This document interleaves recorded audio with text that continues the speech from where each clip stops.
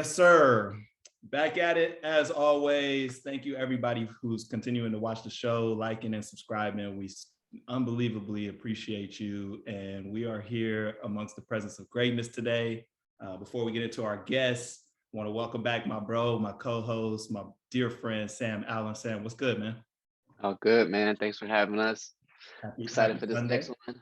Yep. Yeah.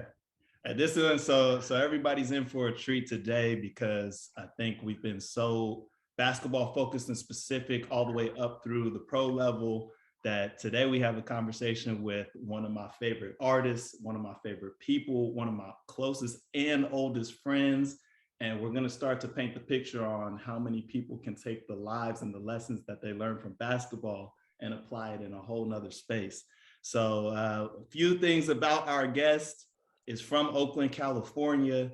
He and I played basketball together at St. Joseph Notre Dame High School in Alameda, became close friends there. He was a tremendous talent. He went on to UC Santa Cruz, where he played basketball as well. And while at Santa Cruz, I believe we'll get into the nitty gritty today, really started to craft and hone his skill in the music game.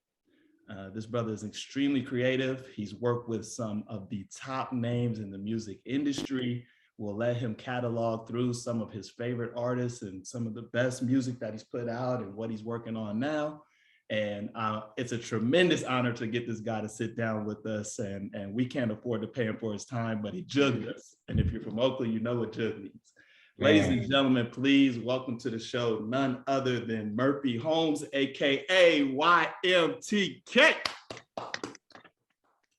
Man, I'm extremely blessed, bro. It's an honor to be here. I appreciate you guys. Yeah, bro. As you mentioned, we've known each other a long time, and we got extremely close. There are a lot of circumstances that just really made us like, all right, well, we family now, you know. And it's really dope to be here, man, and be in this space with you through all of these different stages, bro, of our development. You know, it's just really dope to be here, man, and just continue to push on, bro. Like, I really appreciate you guys both. Man, the feeling is 100% mutual. And it's a joy to get to see you on the stage that you're on now and some of the incredible things you accomplished, but also to know you from way before that. And I can say here as your friend that, you know, through some of the stages you've been on, the shows and just the amount of people that you've been able to touch musically, it's so cool to know that it hasn't changed who you've been since 7th, 8th grade. I think the first time our paths crossed, and especially 9th grade when we started going to school together. So you know, hats off to you, man, for keeping it 100. Case in point, you're here today. We couldn't afford your normal interview fee. We can't afford your hourly, but you're still here with us, bro. So thank you so much. And, you know, just first of all, I'm going to go ahead and say cheers, man. You know, it's such a special day today that we went ahead and poured a little something in our glasses. Salud. And, you know, thanks for coming to Talk and Swish, man. I'm going to switch it up a little bit today and ask you for the first question. What is your earliest basketball related memory? I would say the Fisher Price basketball hoop. That's probably, it's between that, you know, and the Nerf basketball hoop. Like putting it on the back of the door and just jamming out and doing a bunch of trick shots off the wall and stuff like that. But my mom would probably say the crib. You know, I don't remember, but like she's gonna be like, yeah, literally he came out like that, you know. But yeah, those are the most vivid, you know, memories that I have of like where it's like vivid, like yeah, feel it that early, huh? I remember that Fisher Price, and I remember the Nerf court, you know. So yeah, those are my most vivid early memories of hoop. Amazing. Did you play any other sports growing up? Nah, I wanted to, you know, I was into soccer. I was peer pressured by my cousins to, you know, try to play for the Oakland Dynamites and stuff like that. For football, I never was able to really get into anything else. I really just played hoop, bro. You know, as far as any type of organized situation, I obviously played East Oakland baseball in the street and stuff like that. But it's like hoop was where it was at, man. You know, I never strayed away. Yeah. Let's lean in on that. I mean, you're from, in my opinion, a famous part of the world, East Oakland, California, right? If you grow up in the Bay Area, there's a clear difference between cats from the town, especially cats from East Oakland versus the rest of the Bay and the rest of the world. What was life like for you as a young cat and, just moving through the streets of East Oakland? I guess the if I was to sum it up in one word, unique. It's a very unique place. Oakland and the Bay Area in general is like no other place. And I've been blessed to be able to travel the world and experience different places and cultures. And it's not until you leave that you really realize like how special of a place that is. So me being from there and having the experiences and developing there, I feel like is a huge credit to, the person that I've become. And I'm a huge believer that like there's, shout out to East Bay Mud, there's literally something in the water that breeds type of people that come from the Bay Area in general, but obviously, yeah, especially East Oakland. Yeah, it's just special, man. And you get that love everywhere you go. That's what's crazy. You'll name a spot and you might be getting a little weird energy. And if you just like, oh yeah, I'm from the Bay, like I'm from Oakland. Yeah. Oh, okay. It's like a lot of places in the world, bro. It's crazy the respect and just love that you get. And like sometimes it'll be a switch that just flips where it was like bad and now it's good, Yeah, 100%. Yeah. Exactly.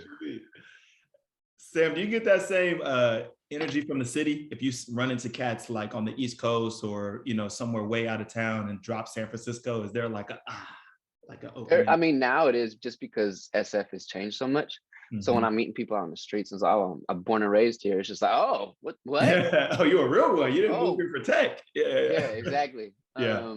And so there's just like a immediate like recognition, right? Something that like, oh, I came here because of a job or I moved here for school. It's just like, oh, I think they call it like, oh, unicorn. We don't even, there's not much around you. And it's like, that's all I know. All my friends are from the city and still here. And so like, I don't really live outside of that. So it's a little different, but I hear what you're saying. That's tight. I've definitely been in spots in Europe and in the States where it was like, two-part. One, where you get that love when people find out you're from the Bay. It's another thing too, where you're not sure, right? You meet somebody new and you're kind of keeping the professional hat on, like, oh yeah, I grew up in California. Yeah, no, yeah, I attended a good school there. Yeah. And they'd be like, oh, okay, whereabouts? I was like, oh, man, I've lived in Alameda and Oakland my whole. And they're like, bro, you from the town? You're like, yeah, like it's switching immediately, like, it's crazy. You're feeling each other out, and then there's just like accepted, right? Type of vibe. It's like you sync to like the common denominator, right? Yeah. I also feel like Oakland slang is unique from literally all the slangs of all the other parts of the country, and words just start coming out like, oh, if you're from the town, then you know what just mean, and you hella, and blah blah blah. So yeah, it's a vibe, man. We don't get credit for the slang that we bless the world with, but it's really fine. It's not like we're searching for it, but it needs to be acknowledged every now and then. Like, bro, I have at least 50% of what y'all saying everywhere in the world has come from this little region.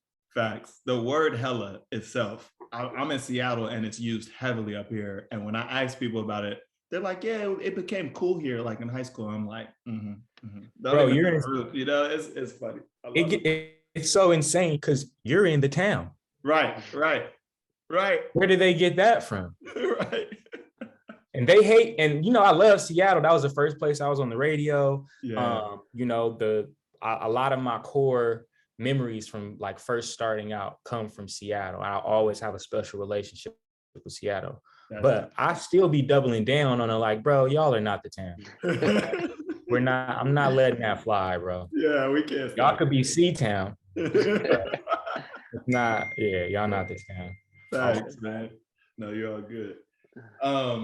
Before we dive deep into music, because we want to spend a lot of time there, I do want to acknowledge, I mean, when I first saw you hooping, you were a really, really talented hooper at a young age. Whereas like, I feel like I blossomed late. I think first time I saw you play, you were in 9th grade and you were holding your own and playing really well. Was there a pro player that you patterned your game after? Let's start there. Yeah, there was. I think the obvious answer will always be Jason Kidd, so much so that my moniker, I took his name, and I was blessed to be able to talk to him about that one day too. No way. Yeah, my name is Young Murph the Kidd with two D's. Yes, sir. Oh, wow. Okay, that's cool. Wait. Tell me, where did you see him at? Where did you chat with him? I chatted with him in the car. I was with Gordy one time. Okay. And I told him, he was on the car phone and he was like, oh, I got Murph in the car. And we had met a few times and Jason acted like he knew I was. Oh, hey, what's going on, man? He's like, yeah. We were listening to some of his music. He out there trying to rap and, Gordy not giving me no type of love. It's not EWF, but it sound okay. It sound okay. And he was like, "Oh yeah, how you doing? Earth, Wind, and Fire, but it's all right." He literally said that. Yeah, that's Gordy. It ain't no EWF, but he doing his thing. And I told him, I was like, "Hey man, so like my name is Young Murph the Kidd, like Billy the Kid, but I got two D's. So like, I want to let you know why I did. He literally was like, oh man, that's cool, man. Right on. That's it. But obviously it didn't, didn't mean anything at that time. Yeah. But like if I ever do anything of significance and then I get to talk to him again, I could just be like, bruh. That'll be love. It was you. So yeah, definitely Jason Kidd. But outside of that, Rayford Austin, bro. The And One mixtape. The And One mixtape. Yeah, it helped me identify with how I was expressing myself through this game. I've always been a creative. I didn't have certain outlets, and it's not even that I didn't have them. I just wasn't aware, but like I was teasing yesterday on Twitter, it was like, what's the stupidest thing you've gotten kicked out of school for? And I remember being at St. Lawrence O'Toole and I had a sketchbook where I had all of these characters. And like for the frog, it was $1. And for the cheetah, it was $2. And for the lion, it was, you know what I'm saying? And I was always a hustler, like, that. Like I was selling them at school, but it's a private school and stuff like that. I'm selling them at recess. I got in trouble for that. That was one thing that I got in trouble when I got sent home because they kept telling me I couldn't do it. And I was just like, they would be like, you can't sell it at school. I'd be like, for sure. Dead ass. Yeah, I'd be like, for sure. And then I'd be like, I told my dad, I took all the money, bro, but I didn't give him the painting or the drawing until after school. When they said I couldn't do it in class, I switched to recess. When they said, you know what I'm saying? Yeah. So by the time, the third or fourth time, I think it was like 3 or 4 times I got caught, they actually sent me home, but I was telling my pops what was going on the whole time. And he just kept being like, but when I got sent home, that's when he was upset. Cause you know how you remember my pop. I ain't spent all that money for you to go to that school and just, you know what I'm saying? Like it switched real quick. It went from like, yeah, bro, you got to go out there and get it to like, what you doing up there messing around and drawing? You know what I'm saying? Like it wasn't cool. But yeah, I didn't have certain outlets to express myself. Yeah. And I had this love for basketball, but I had certain coaches growing up that would stifle my creativity and didn't understand how to utilize me as opposed to like me being like misusing me on the floor, to where I'm becoming a detriment to the team as opposed to being like, like something that could really enhance the team. And there were certain coaches, obviously, throughout my career that saw and understood and knew how to cultivate that. But then there were some that just didn't, and it's no slight to them. But it's like every chef's not going to know how to cook with all the ingredients, So for me, when I saw that and it was packaged a certain way and it was presented a certain way, it resonated with me. And like at that age, very impressionable, where I was like, yeah, yes. You know what I'm saying? And then you learn that guy actually made it to the NBA.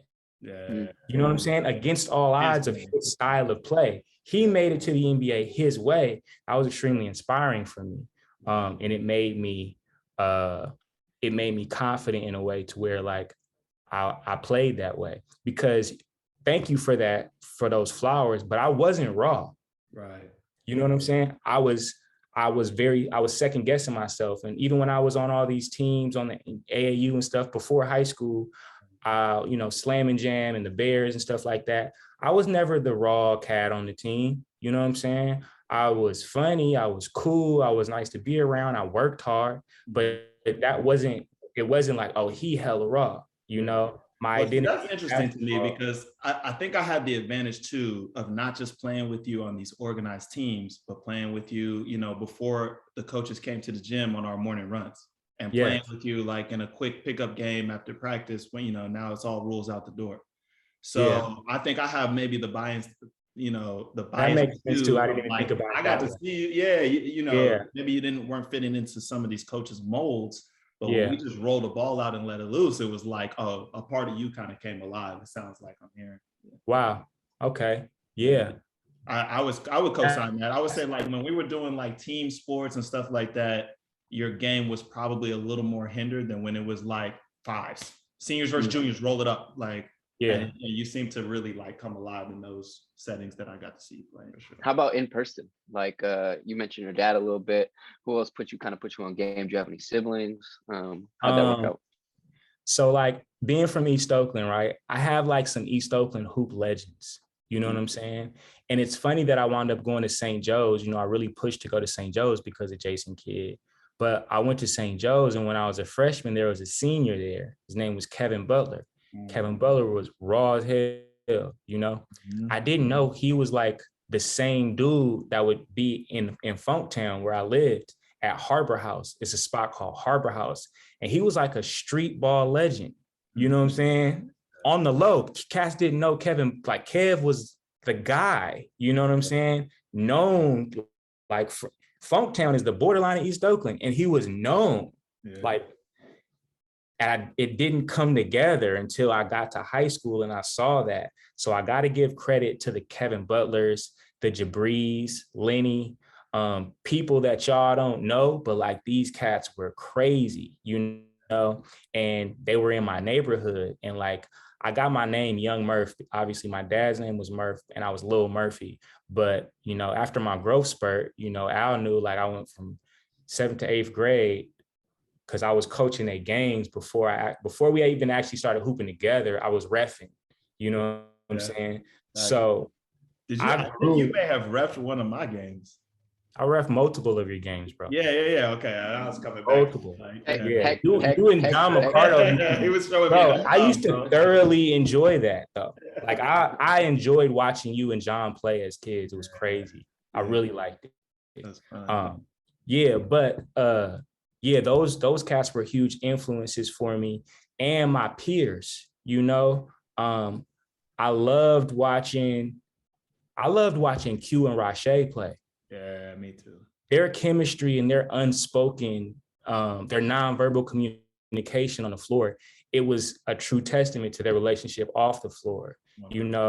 And Ticket as well, when you threw him in the, like, you could tell like, oh, they clicking on a different level, you know what I'm saying? And Al was right there with him on the Rebels. Like, watching y'all play was really dope. I like that.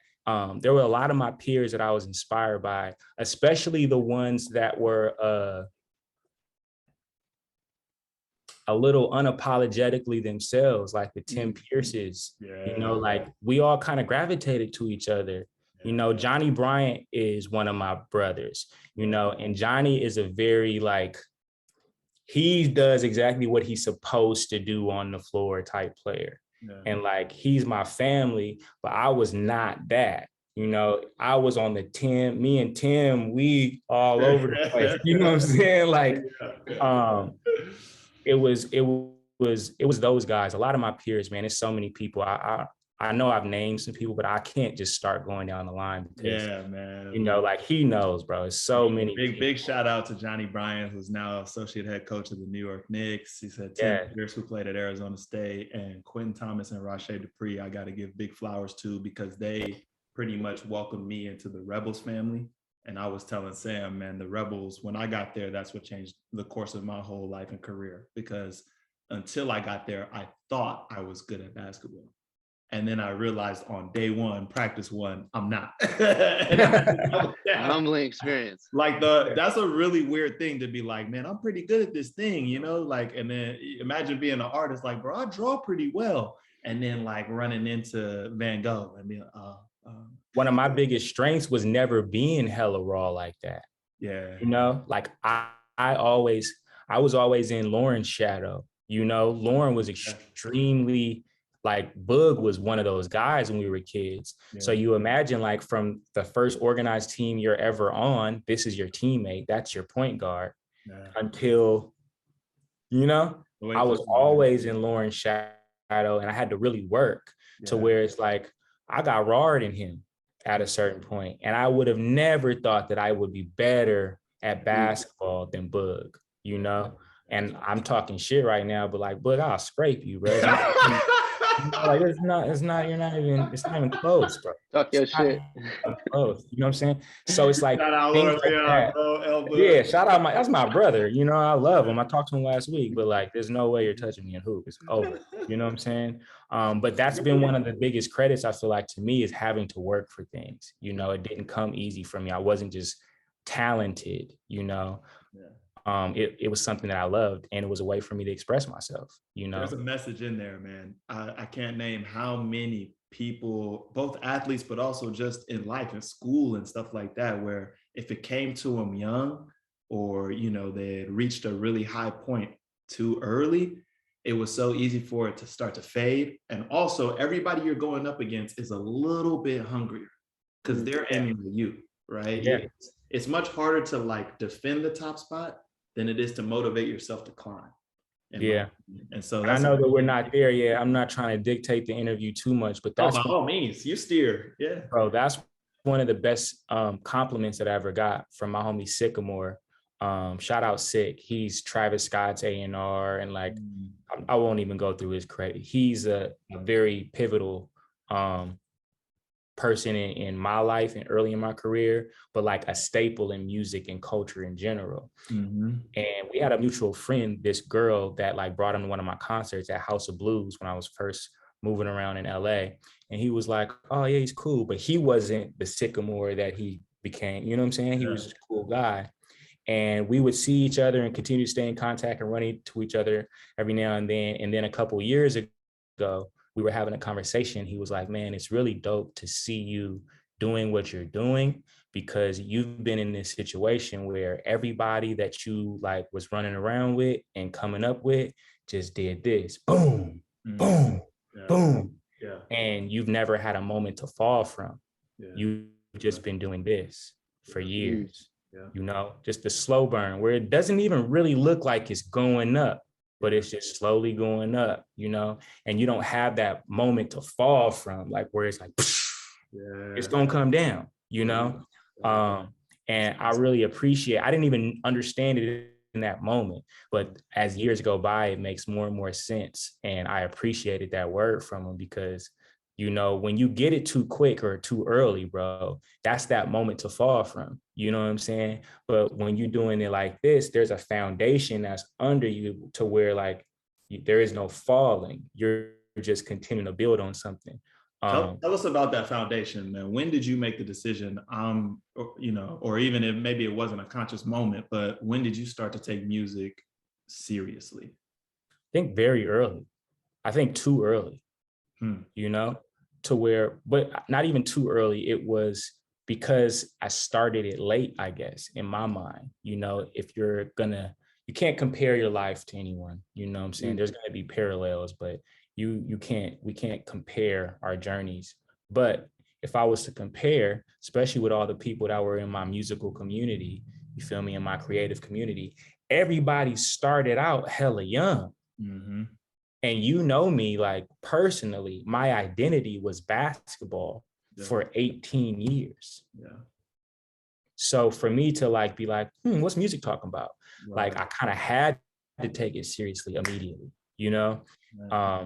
And it's something that like bit me, and then I just kind of I dove into it. I have a couple of distinct memories of us, you know, freestyling before games in high school, and, you know, just kind of like being young kids obsessed with hip hop, what was the first moment you stepped into a booth, or where you maybe recorded your voice, and when did that come about? Do you remember? I was in college. Okay. My freshman year, yeah. And it wasn't an actual vocal booth. It was, like everybody's story. It was the closet booth. Right. You know what I'm saying? Pro Tools. Yeah, it was in David Dupart and my homie Tyler Cordy's apartment. My story is very divine, you know. So you talk about me taking it serious. I didn't do any of this. You feel me? I want to preface everything we're about to talk about with "To God be the glory." I did not do this. This was by design. You know what I'm saying? And everything that will come, Lord willing, is me aligning myself with His purpose. And I'm trying to get more and more out of my own way so that I could do that. The fact that I had these offers and was all set up to go to Chico State and broke my ankle, and my ex-coach happened to get the job a year before at Santa Cruz and was like, "Hey man, I think you'll bounce back. You know what I'm saying? I know you, I know your heart, I know how you work. So like, yeah, you're gonna be walking around in a boot for a while, but like, come up here, I got something for you." All of these things are by design. The fact that David Dupart and Tyler Cordy were put into an apartment together, and they're both musical prodigies, like as kids, it's all by design, because David's one of my best friends from high school and I'm gonna be over there, and the fact that I can't even get into it, bro, but it's all been by design, especially my musical journey. So yeah, I think that I had to just preface it with that, you know what I'm saying? Like that plays a huge role in everything. Just like God having His plan, you know what I'm saying? And like us having our plan and Him just be like, huh, yeah, right. Yeah, whatever you say. Facts. Was it weird to be in school and like still be hooping and kind of feel this calling from music? Like, was it 50-50? Was it like, yo, this music thing is starting to call me way more than hoop? How did that transition? I was telling somebody yesterday, actually, it was in the van. I was like, yo, so I had this reoccurring dream that like, there was this class that I kind of like just never went to. Like I didn't find out that I even had the class until it was too late. And I'm like, bro, so I've just been missing this class. Like I never knew that I had it. I never knew where it was. And that they're going to come and get my degree, and be like, you didn't graduate, and it happens every now and then, and I've been having it for years. And I think it's just my guilty conscience, because for the like last year and a half of school, like what? Like school? Like I was there was literally no school going down. It was literally no school going down. And I got a degree. You know what I'm saying? Wow. So like the folks in Santa Cruz might be hot when they hear that. They're like, yo, don't say that on that. Nah, those liberal ass motherfuckers, they'll be like, yeah, man, you got it. Hey, you found your path. You got it. You did it. Your journey is your journey. Exactly. We're glad to help. You feel me? Because the reality of it is I would not be here if it wasn't for Santa Cruz. Yeah. You know what I'm saying? Shout out Gordy Johnson really quickly, who all three of us played for. So I mean, it's weird. He's shout out connected to a lot of young men from Oakland, California. Yeah, I definitely would not be the man that I am without Gordon Johnson. I really appreciate him a lot. He went above and beyond when he didn't have to, because he saw something in me. You know what I'm saying? And obviously we had our disagreements, and like we'll always, like, I'm out of pocket, you feel me? And he has no problem letting me know that, but he always let me be myself, even when he hated doing it. He kind of didn't have a choice as well, but he always just, it always came back to him just letting me be myself, and finding myself more so as well. So I think that's a great point. Yeah. I mean, when I played with Gordy, it was just kind of a real transition phase of like letting boys become the men that they are supposed to be. And, he can provide some sort of structure and you can bounce around in it. He's going to continue to support you. And like you said, call you on your bullshit when you need to hear it, but he's never going to impose like his view of what you need to or should be on you. He's going to let you figure that by yourself. Most definitely. And speaking to that, you know, when I started doing music and was getting more and more into it during my time of being a college athlete, you know, it went from this, you know, thing I was doing every now and then. It's kind of like a hobby and doing it in my free time, to like now I'm like really committing and putting more and more into it. And that's why I say there was a point where it was like school, like I don't have time for school and hoop and music and girls. Something's got to go. It wasn't going to be girls. It wasn't going to be music. It wasn't going to be hoop. You know what I'm saying? So it's like, sorry, school, you know? I'm maxed out. My bandwidth is maxed out, man. So yeah, exactly. No, really, I didn't have enough bandwidth for all of that, bro. And there were times where I wasn't giving my full self to basketball as well, and I was very transparent with coach about that, you know. And Gordy, I think he did a good job of fostering, you know, like this goal and like this dream that I had when I wasn't even raw. You know, like I was weak. I'm just starting out. He did a good job of not being like, bruh, Italy just called me talking about like, you know what I'm saying? What you talking about rap? Like, bro, you want to go play basketball? Or do you want, you know what I'm saying? He would just be like, you know? Yeah, bro, you got to do what you got to do. You know, it's up to you. At some point, man, you know, you made the move. I feel like a true sign of the commitment of a young person that wants to be an artist is to get to where the artists are at. And you did that. You made that jump. You dipped to LA. Can you talk about just how that decision came about, how, you know, the first few days, months were, and just the beginning of the grind before we get to like the glory, sexy parts? I'm still waiting to get to the glory sexy part. We're on the way. I'm still waiting. You're humble because you've been in the lab with some big names. You've been in the lab with some big names. You're in some big circles, but you know, anywho, we'll get to that. Tell me the beginning then, and how it was to get straight down to LA. So as we were just saying, like towards the end of my college career, I was getting more serious about music. And during my sophomore year, you know, the two people that I started doing music with and were really like helping cultivate this dream that I had in my head of like, yo, like I want to do music. I want to be involved. I want to create.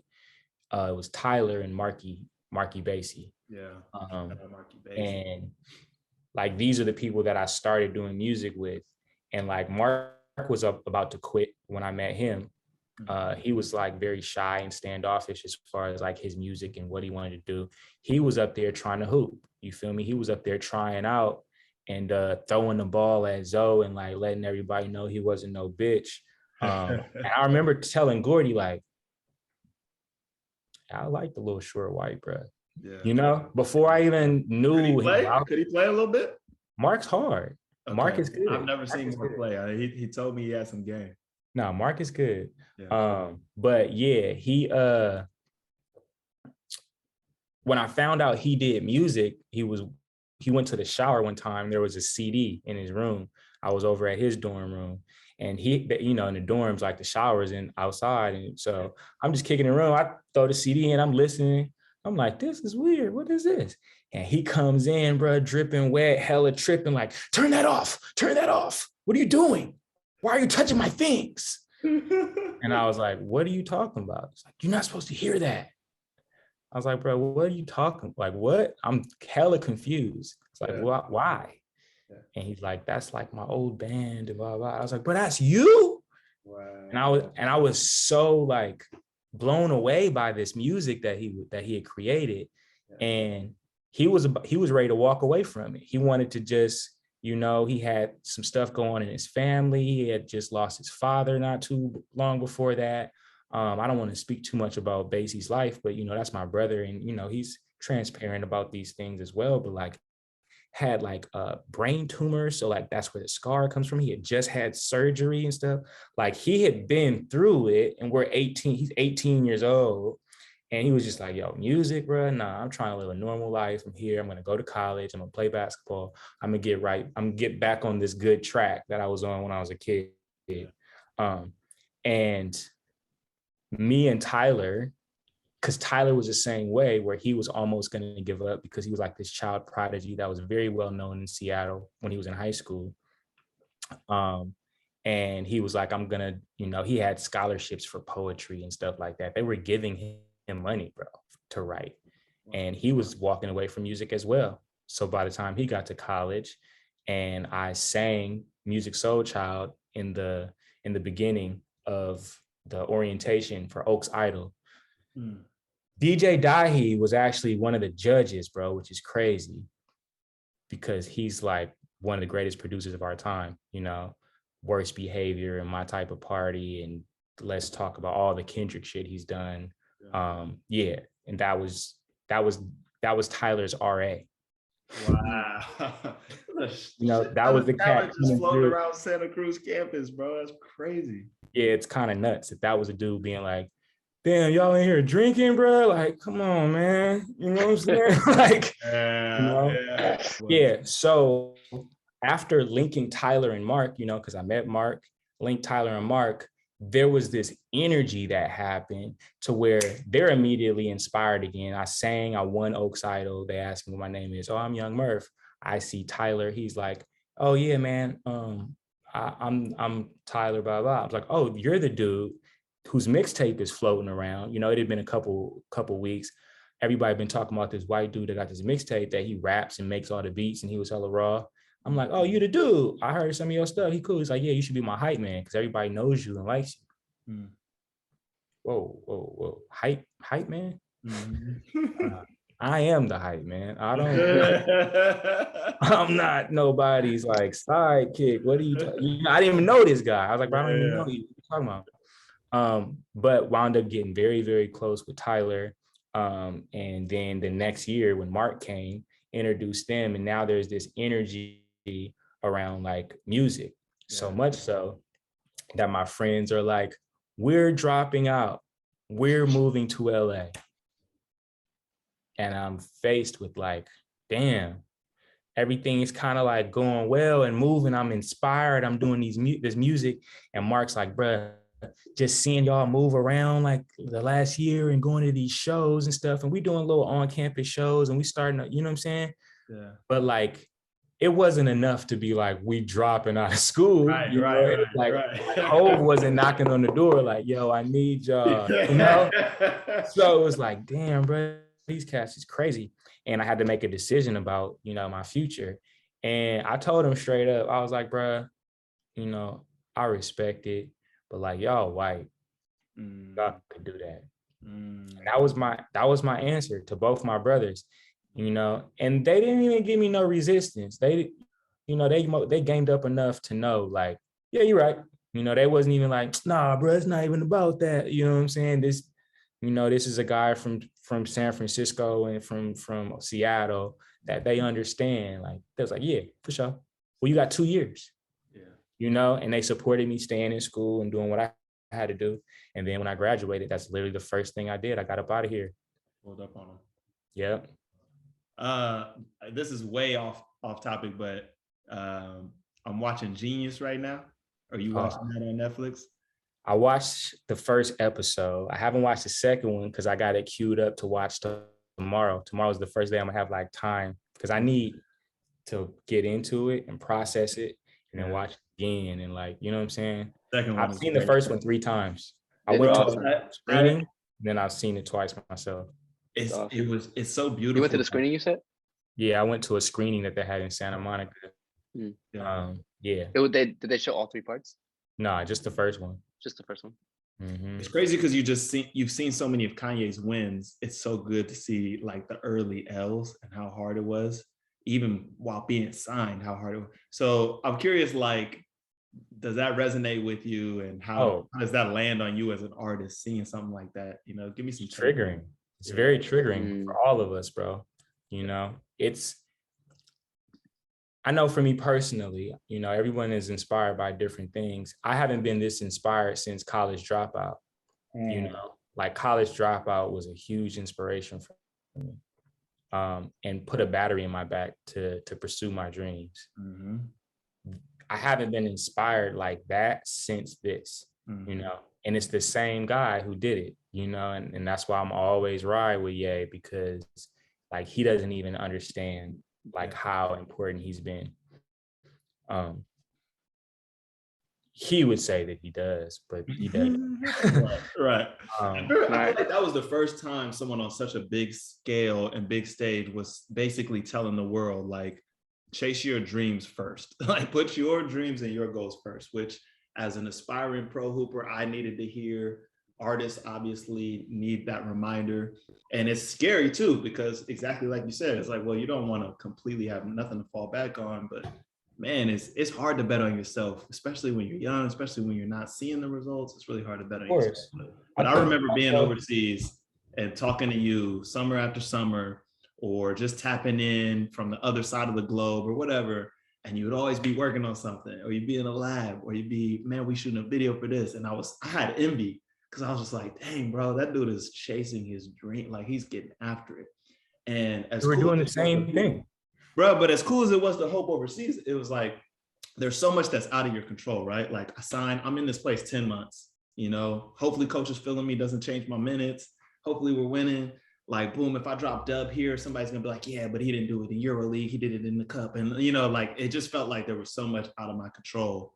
And it felt like when I was tapping in with you and you're talking about with Marc and all of this, y'all were going and getting it. It was like, and I maybe that's my biggest regret, is that I didn't like knock on somebody's door or reach out to coaches that I knew in the league and say, like, yo, I want to just come to camp, or hey, let me work out with you, or whatever.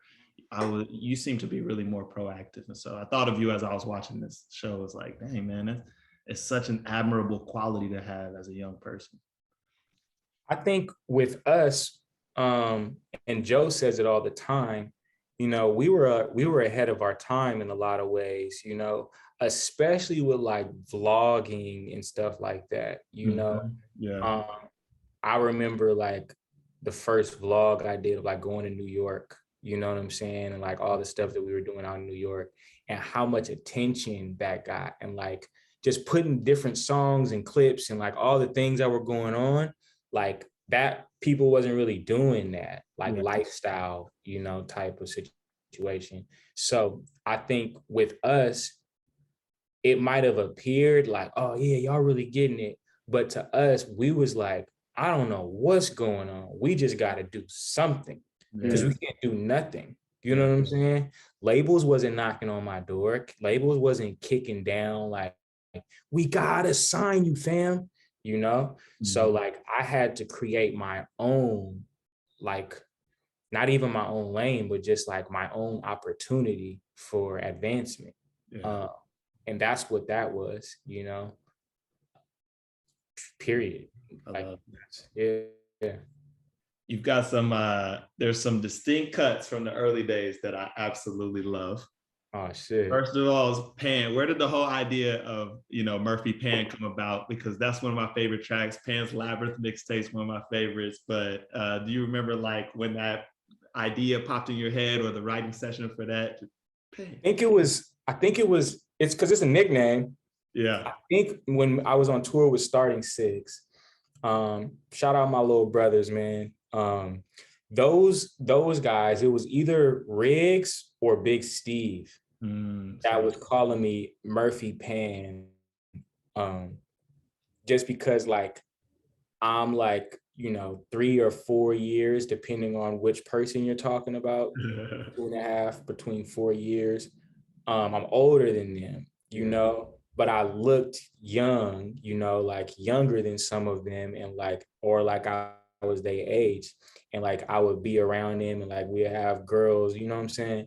And it was just like I was fitting in with them, but then I was like hella mature and gamed up to where it was like, bruh, Pan finna take all the girls, bro. He just he never grows up type shit. So I really, we've debated over who actually came up with the name, whether it was Riggs or Big Steve. Yeah. But yeah, it came from the writer's credit. It came from them. Yeah, if I ever make a billion like Yeezy, they got 50 million coming like he did Benny Siegel. Facts, bro. And bro, another track I love is The Boat. I think you went over Aaliyah's old school mixtape. I don't even know if you dropped that publicly, but like I heard a snippet of it at first. I think you had a video of it on one There's of a your early video. sites. Bro, I was playing it like they were so annoyed with me in East Europe. I'm like, bro, walking Oh, in, yeah. turning So your with that garage being music said, on, let's talk about that. hymns.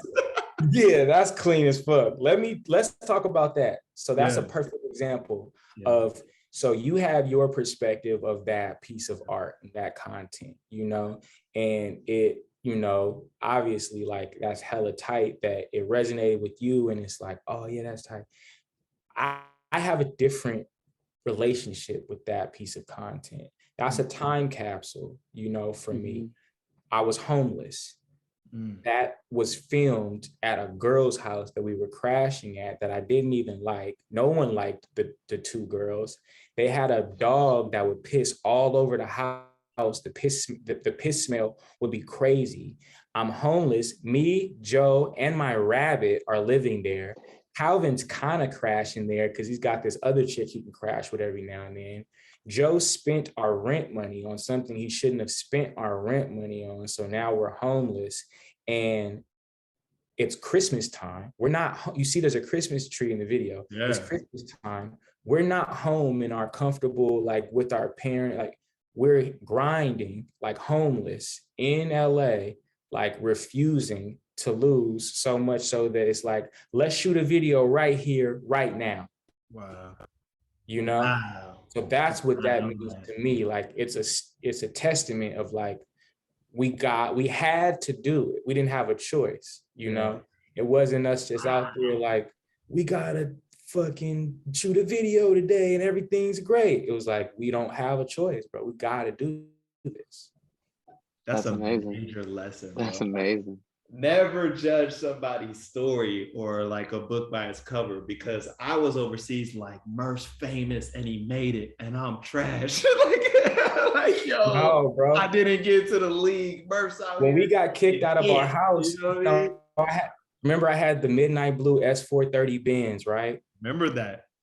I was sleeping in my Benz in Beverly Hills on one street that doesn't get ticketed. Joe found the street.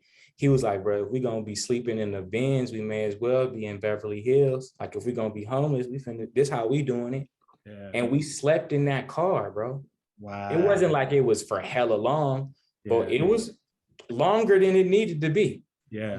And that's how we ended up at them girls' house, because at least it was a roof over our head.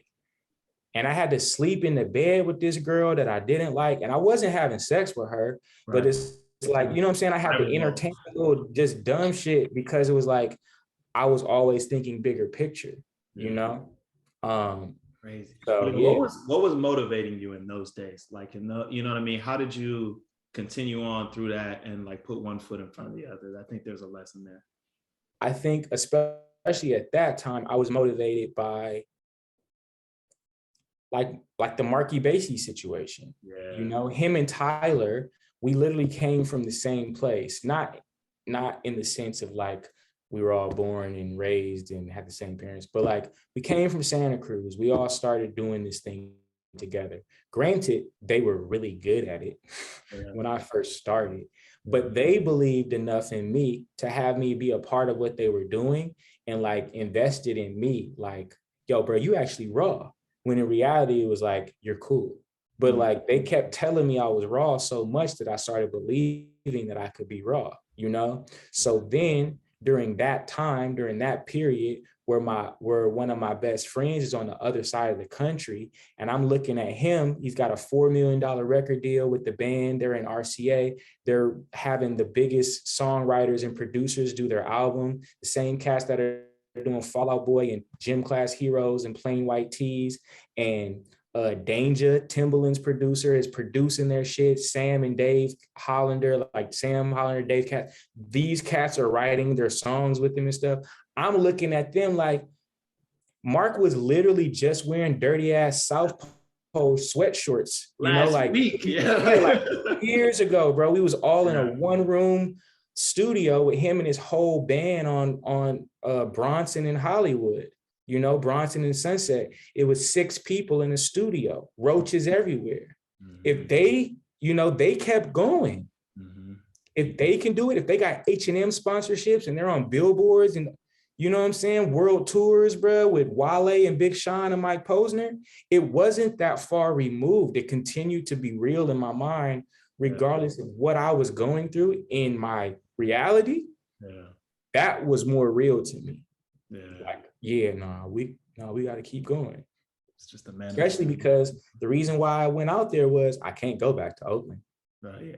You're not coming home losing. That's just right. When I graduated, that was not an option. I can't go to Oakland. If I go to Oakland, I will die, period. Nothing good will come from me being in Oakland. Yeah. I knew that.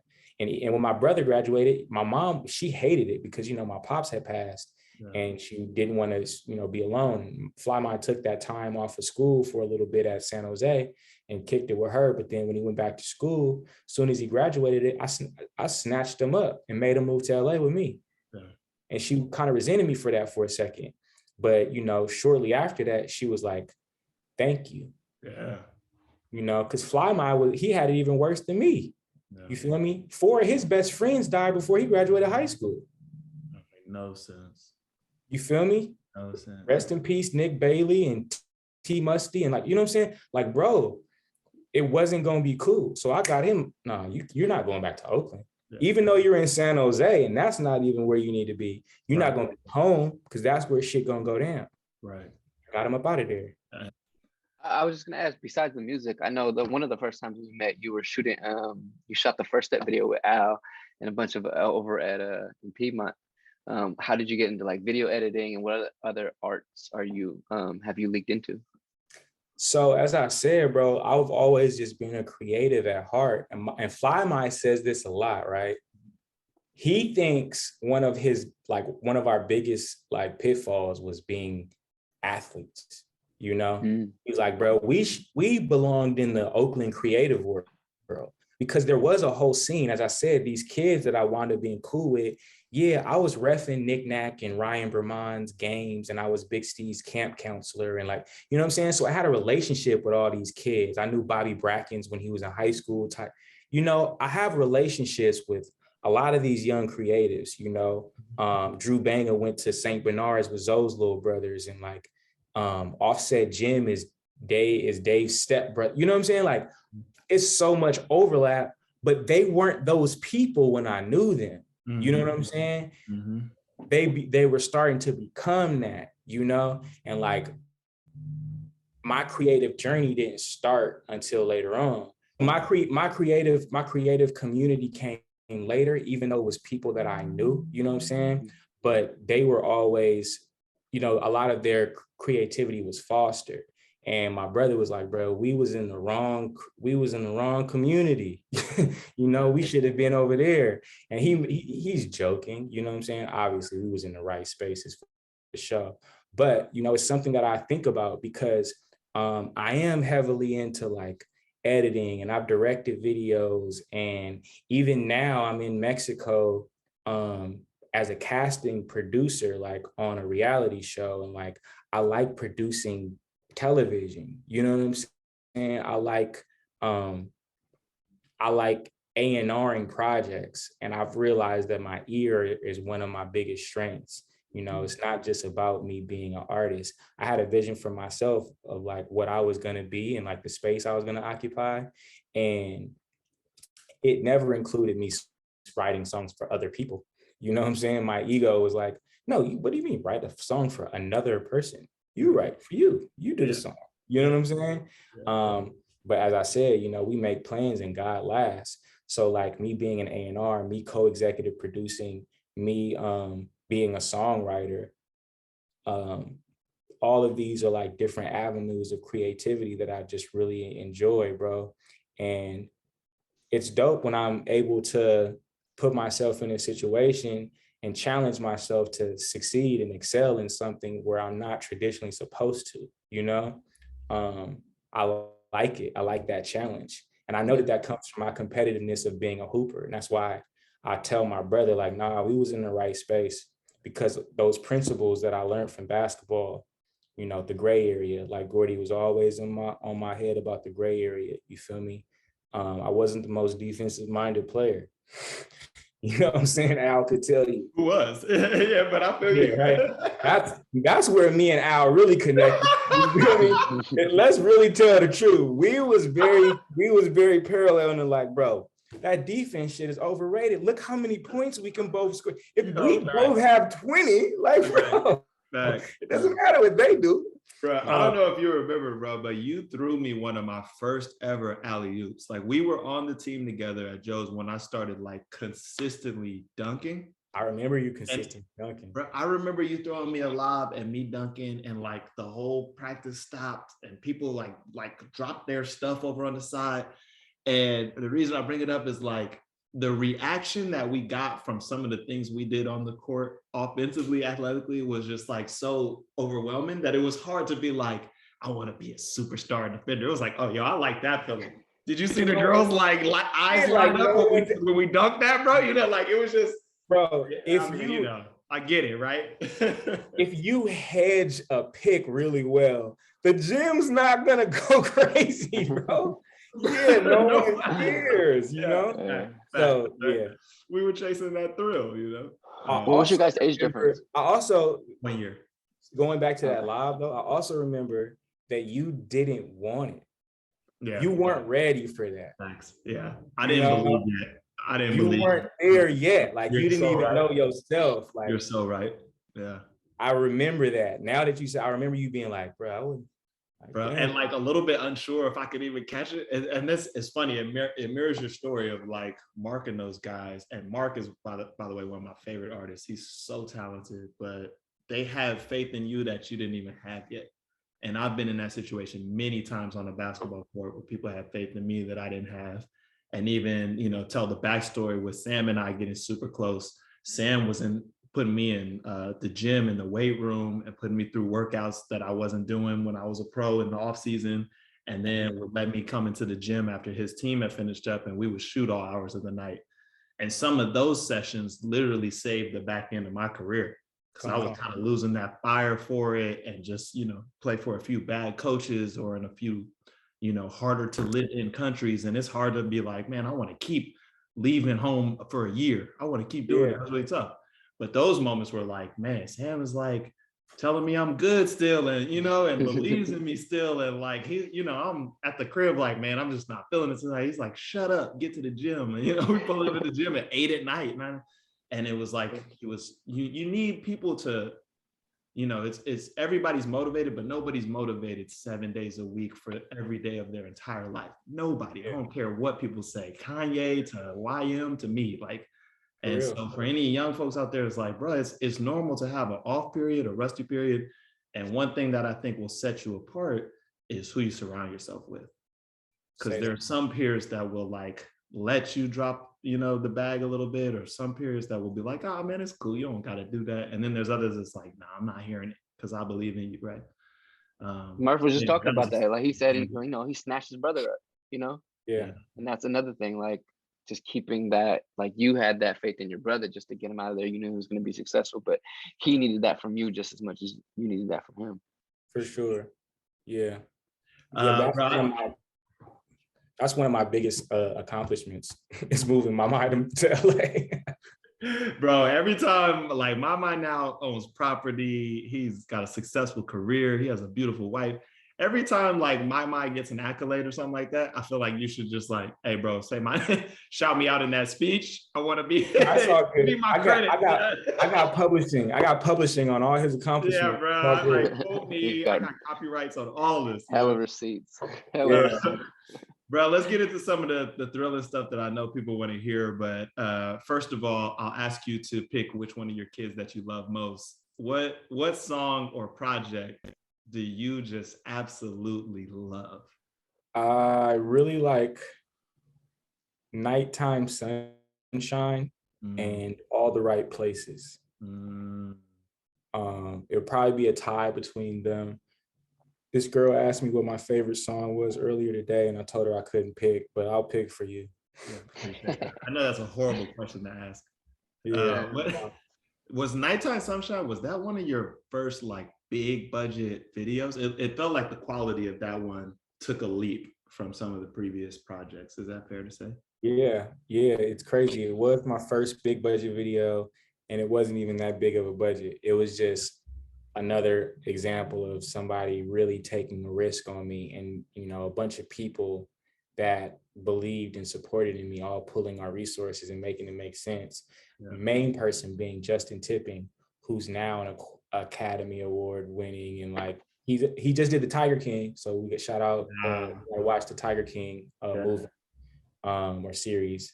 But yeah, Justin, him just being like, yeah, we about to do this, and like literally pulling out all stops. Yeah, and that was a very special experience, man. We put a lot of work into that video. That was all of our first, that was his first, like, okay, we got to make this big. Like he had just gotten out of school, like just graduated AI and stuff, and like was using resources from there, and like, having PAs and stuff like that, you know what I'm saying? Like it was nuts to be in that situation. That was everybody's first big video.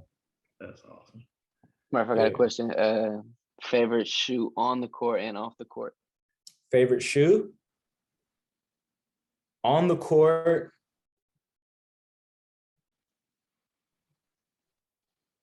On the court right now, the Kyries. On the court.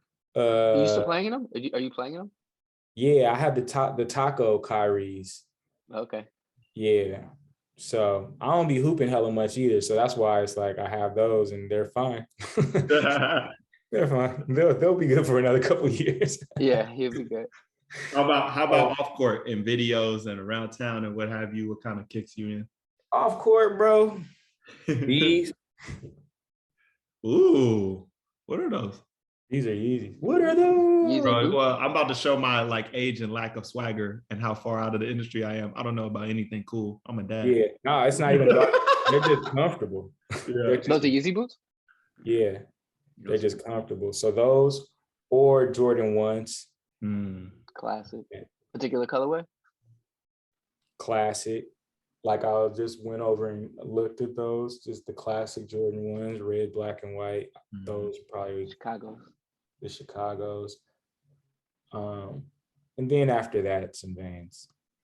Have you worked with a stylist, or are you all these fits on album covers and projects? Is that all you? Disrespect. Next question. I need a stylist when I stop so much I can speak Italian. People want to know. People want to know. You know what I'm saying? It's okay. There's definitely stylists on certain shoots and shit like that. Yeah. But then there's also a lot of shit where I style myself. I'm doing everything myself. And then more so like going back to like me being a creative director and agent in a lot of situations, like I'm styling cats, bro. I'm setting up shots on the video. Like I'm doing it. You know what I'm saying?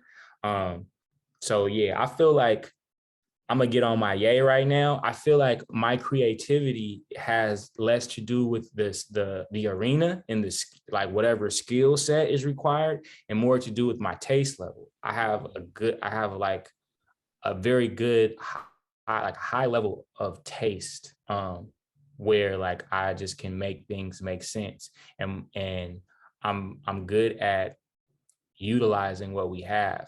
And I feel like that's one of my biggest strengths when we get certain people in the room, or getting the right people in the room, is like utilizing, what we have in the right way. Yeah. There's a situation. Like there's some kind of connection, a strong connection between like artists I really like seem to also be good photographers, seem to also be super stylists, seem to also like, there's just an eye and hone what like, which area they want to apply that eye to, sonically or artistically or all the above, whatever. That's cool. Yeah, nah, for sure. That's why I feel like I'm one of those like Renaissance creators, where it's like, I chose music as the main avenue, but it's like, bro, I'm doing all this shit. I'm finna do everything, bro. Like. What are some of the? I was talking to Simba. We were in Costa Rica not too long. I was working on another show out there, and it's like I have my studio everywhere I go. You feel me? Like I have everything here, so everywhere I'm at, I'm always working on multiple things. Yeah. And I was talking to Simba, and he's like, you know what, Penn? I would say you never surprise me, bro, but you really be surprising me. Like, really be surprising me, bro. Every time I think I got my finger on you, Penn, it's just like, and like this nigga in Costa Rica making a TV show, man. Come on. And I'm like, yeah, I want to do it all, bro. I want to do it all, bro. He's had so much success. Who are some of the bigger names that you've worked with, and who of those names do you enjoy working with the most, or do you think brings the most out of you? I'm really bad at remembering things. Okay. You know, yeah. As far as my career and accomplishments, because to me, I don't look that way. You know what I'm saying? I'm always looking this way. So it's hard for me to answer questions like that, because I'll answer it and then we'll hang up and then I'll be like, I didn't say Rihanna. Yeah. What I can say, one of the most talented vocalists that I've ever worked with and written for is JoJo. She's an alien. Yes. Obviously, Kehlani is an alien. I enjoy working with Too Short a lot because he's been doing this for so long that like anytime I'm around him, like even if we're not working on music, if I just go stop by over there, you know what I'm saying, at the compound, I just get so much more than I could ever give. Yeah. You know what I'm saying? Like whatever he wants me to do, bro, I'll do it. You know what I'm saying? And it's like I don't care, bro. You know, like I'm gonna get way more out of this than I could ever give you, you know? Yeah. That's somebody that I really enjoy just being around, bro. Short, just hella funny because, you know, without saying too much, like Todd Shaw is hella cool, you know, but Too Short, Too Short is Too Short. You know what I'm saying? Like he's Too Short. So like every now and then Todd just will pop out and be like, yeah, you know what I'm saying? I'm just Todd now. And I'll be like, oh shit, look. There we go. There he is. Brad, he'll just be hella annoying. And like, you know what I'm saying? He's told me just crazy ass stories and just like, he just will casually be texting Jay-Z and just like nut shit like that. That's really tight to me, you know what I'm saying? But that has nothing to do with work. But I just like, I love that's Too work. Short. Yeah. I love you 42, man. You know, he gives me a lot of love, bro. You know, he's a jokester. But yeah, shout out my OGs. Love those guys. As far as I love working with my friends. I've been blessed to be able to now be in a situation where I don't really want to work with you if I don't like you. And it doesn't mean like we got to be best friends, but if I just don't like you, then I'm just not, you know what I'm saying? It's not like, oh, well, they're really big or they use a bag in it or what, you know what I'm saying?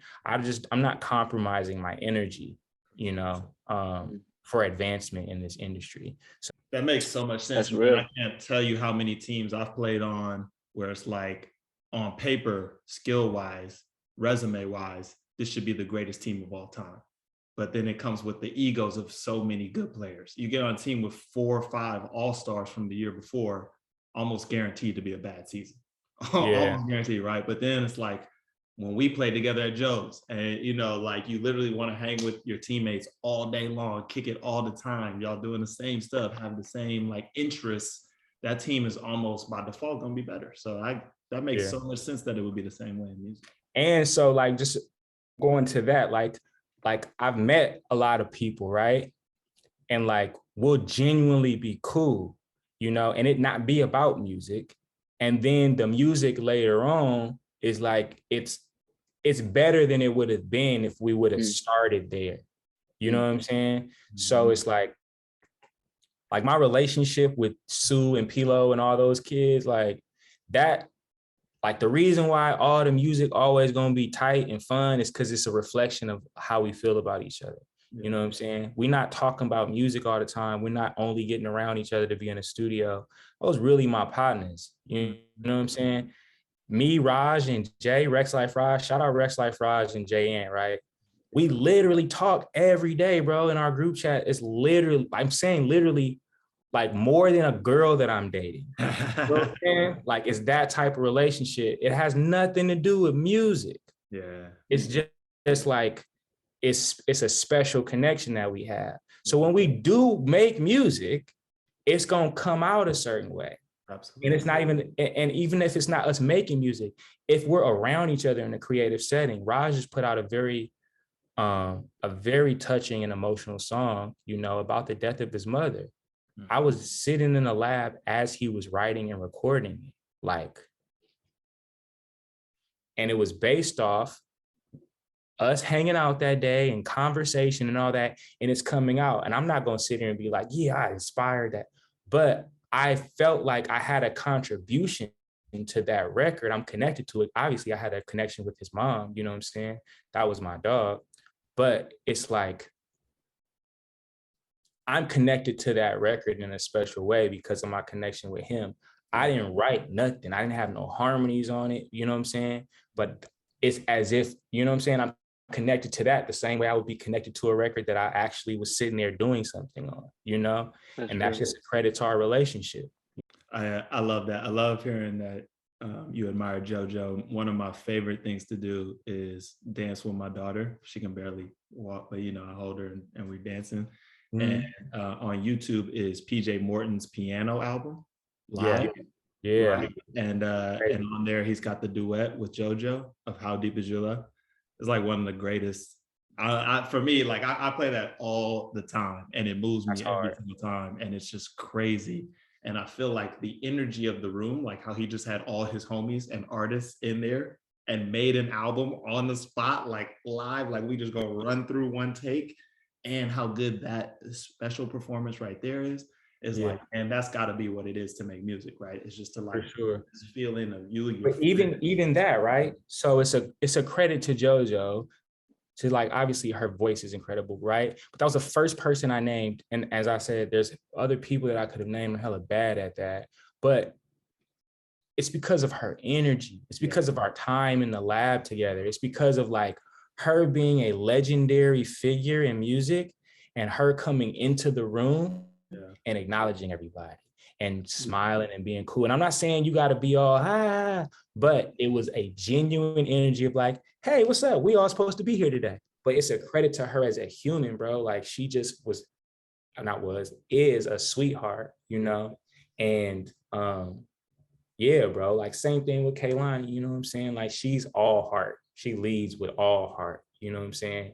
That gets her in trouble sometimes, obviously, you know what I'm saying? People will take advantage of that. But yeah, man, I've been blessed to be able to work with some people. Actually, JR texted me. I signed the joint venture with one of the most legendary pop producers ever, you know what I'm saying? JR, you feel me? Oh. Yeah, and people don't even know JR from the Bay. I did not know that. He's from the Bay Area, bro. You feel me? All the Jay-Z, Rihanna, Janet Jackson, Britney Spears, Rick Ross, Jason Derulo, Sean King, like everything he's done, bro, that was coming from the Bay. Walnut Creek. That's crazy. He doesn't like it. I'll expose him. But he's from the Bay, bro. Yeah, that's amazing, man. Yeah, dude, I know we're still in too much of your time, man. So I would love for you to just share with our audience and, you know, let us know too, so that we can pump it out as much as possible, what you're working on right now, you know, and anything you want just people to be aware of for your current ventures. Well, I just released a collab project with my homie Nate Curry, really talented artist from Sacramento. It features some of the dopest people in California to me. Shout out all my fam for hopping on there. Pilo, Guap Dad, 4000, Simba, Fabo, Iman Europe, J Ant, my brother. And thank you, Bass God, Lil B the Bass God's on there. And then also rolling out this project that I co-executive produced with Charlie Heat. You know, as I said, I'm a huge Kanye fan. I'm gonna be a stan forever. So the fact that I was able to like do something like this with Charlie is crazy. And it's Jermaine's next album. And, you know, that's somebody that I'm working very closely with. And I'm like a you know, a creative director in his situation, and did the songwriting and A&R that, got Guap Dad on that, Buddy, Too Short, City James. Really excited for that project. Just dropped the last single, Lay It Down, last week. It's been getting hella love. Ebro's loving it. Power 106 knew it too. Yeah, it's going down. I love that project. So yeah, the first project with me and Nate Curry is called By Design. You can get that everywhere there is music. The first single for Jermaine is No Questions, and the second single is Lay It Down. The album comes out in April, but we haven't announced that yet. But y'all just got a little exclusive. Hey, we out here now.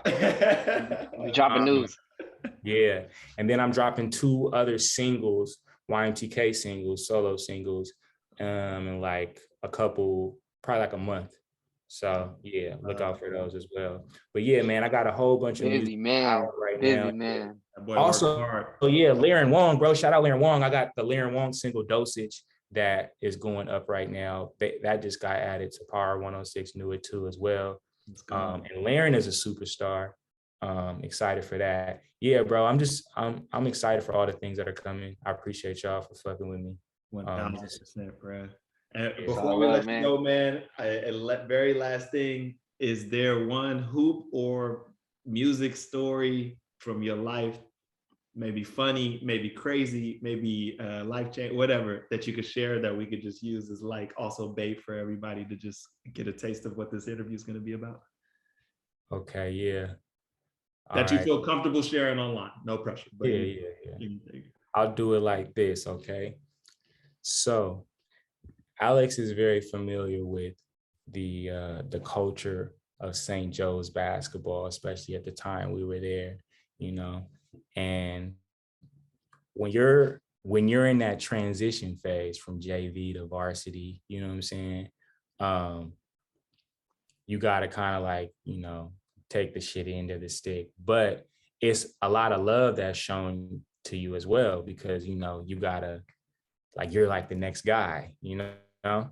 So there's like certain times where, you know, people from JV might get moved up to varsity for a trip or for a tournament or something like that. This particular trip, we're going to a tournament in Arizona.